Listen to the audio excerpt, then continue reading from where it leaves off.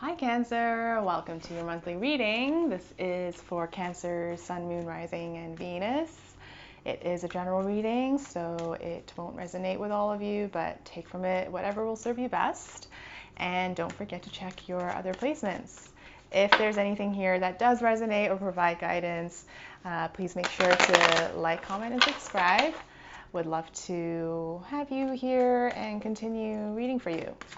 All right, Cancers, let us take a look at the overall energy for this month. What's the overall energy for Cancers? That was a lot, but there you are at the top of the deck. So yeah, let's keep going. Overall energy for the month.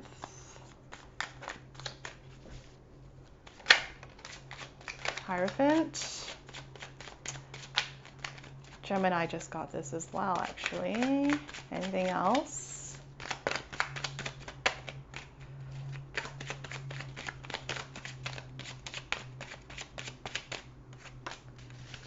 Ten of Cups. Anything else about the overall energy for this month? Eight of Swords.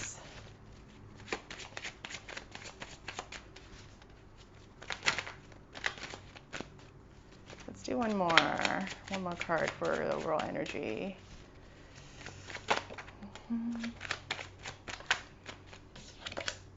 Two of Swords. Okay. Well, let's start with this. 2 and 10 of Swords. And of course, that's you right there with the Chariot. So,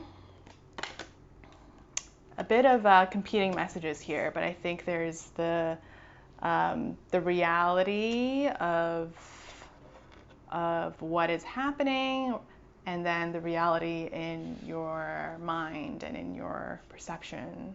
So this month is, in terms of energy, I think a lot of you are still kind of struggling with some feeling lost, feeling trapped perhaps.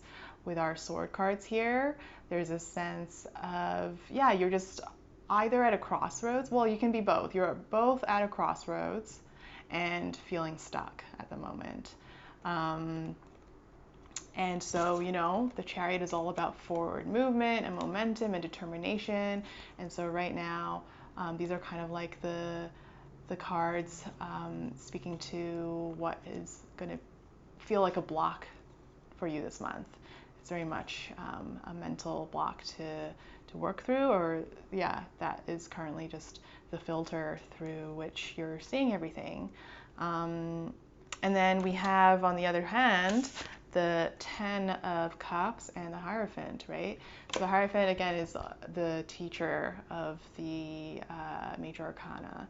And what was I saying? Gemini just got this, so I don't know, maybe you might have some Gemini placements, or you might have some Geminis in your life who are going through the same thing as you right now.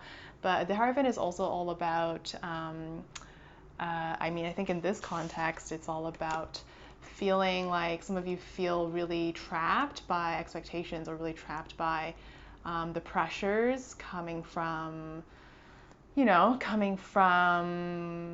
other people or society, and the conditionings of capitalism. Just feeling really stuck by that, in terms of like, this is what I have to do, this is what everyone is supposed to do, this is the path that makes the most sense, is the most stable, blah blah blah. And so that is kind of adding a lot to, I think some of you do want to make a choice, and some of you are getting there, are ready to, move in a new direction, but there's still this, this sense of being unable to make that move, and cut ties with the Hierophant in a way, with the lessons that you've been taught, or with all the lessons that, some are good lessons and some are again, things that we've been conditioned to believe. So then, in terms of this 10 of Cups card, This month is really also about, given that you are feeling, a lot of you are going to be feeling these mental blocks. The month is really going to be about reconnecting and opening up your eyes to the not just the worst case scenario, but the best case scenario. And the best case scenario can even be really the scenario you're in right now. It is in the present that all the potential for anything exists. And I would say that emotionally, a lot of you are actually in a pretty good place when it comes to looking at the people you're being surrounded with, right? Some of you are in long-term relationships, are building a family together, or thinking about that. But this card is very much future-oriented, right? And it's about celebrating the future and not fearing the future. It's about celebrating all your dreams and successes as if they've already come true. And so this is almost like a polar opposite or an antidote to this state of mind. So this month is really going to be about, trying to shift your attitude and your thinking and your perspective ultimately to learn to, view both the present and the future with more of this light, seeing the good in everything, seeing the abundance and wealth in everything, and just trying to find that, that kind of glow, that hope and optimism that ultimately is going to bring you back to driving things forward on your terms. So Cancer, we'll take a look at the block, although we've kind of touched on it, but let's see if there's anything else about the block for Cancers right now. What is the block for Cancers?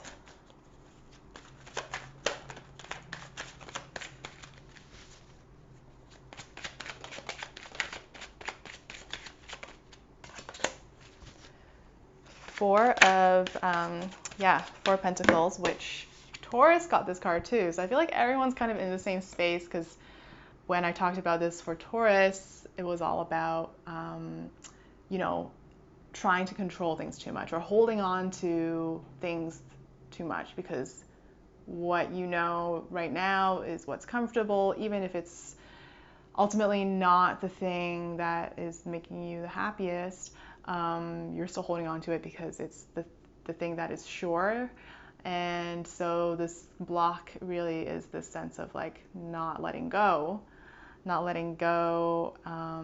also there's a sense of just holding on to things for too much out of fear of losing, out of fear of not, like if you were to make a change, if you were to, break free somehow or take a new direction, the block is that you're really holding on to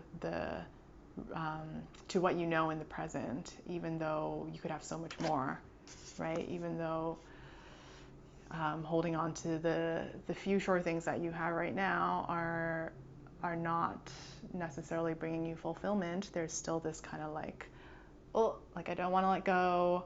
I just want everything to stay the same, or I just want to know that, everything I have right now is not going to be at risk. So similar kind of energy here in terms of, having everything be really constricted. So we'll look at the thing you should focus on, or the advice. What is the advice for Cancers to end?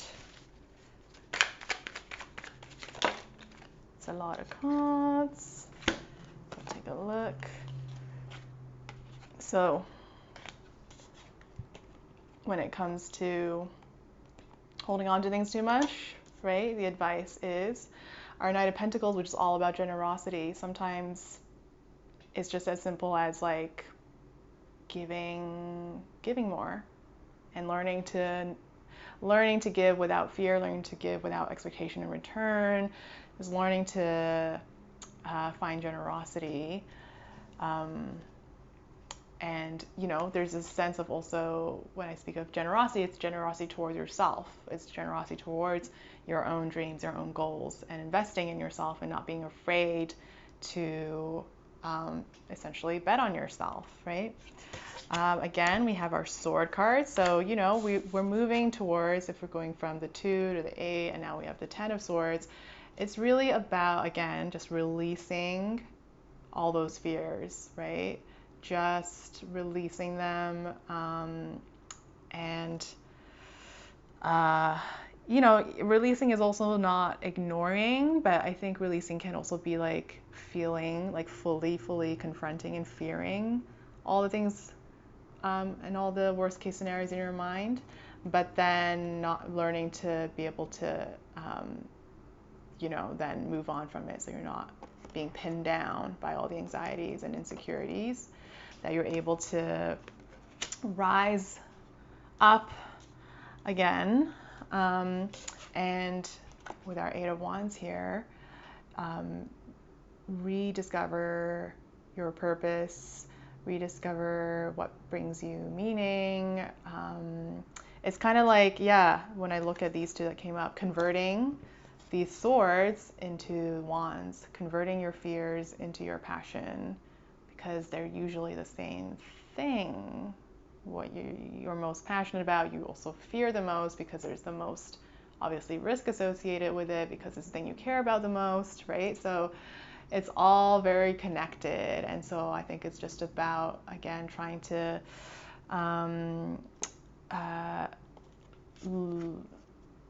look at things in a different way, or trying to flip your thinking, or just trying to transmute the darker feelings into something that can,